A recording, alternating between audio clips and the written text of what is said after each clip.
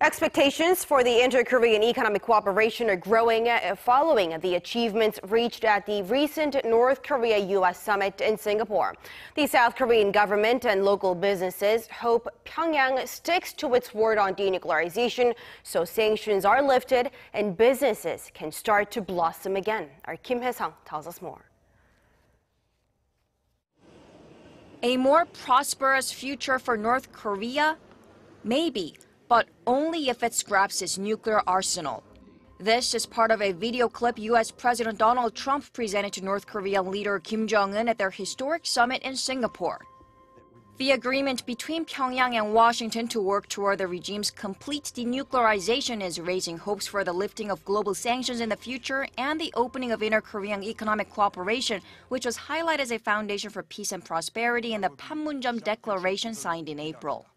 President Moon Jae-in's new economic map for the Korean peninsula calls for the linking of 3 economic belts covering transportation, logistics and industry, energy and natural resources, as well as the environment and tourism along the demilitarized zone.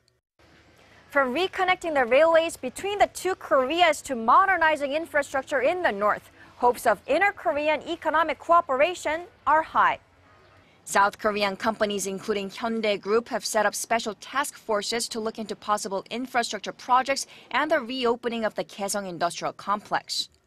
North Korea's underdeveloped roads, railways, and energy needs are all seen as enormous business opportunities, not to mention its labor force and an estimated $6 trillion worth of mineral reserves, including iron and zinc. Combined with North Korea, the Korean peninsula will boast a market of 80 million people. South Korea, which is stuck in a middle-income trap, will be able to find a new growth engine, while the North will be able to modernize its economy. If successful, transport links could open a pathway to enter the rest of the Eurasian continent. But all this is for the long run, and only after international sanctions on Pyongyang are lifted.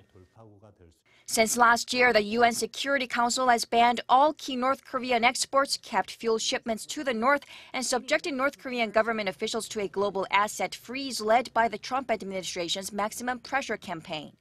On top of ridding sanctions, getting funding resources for possible projects remain as challenges.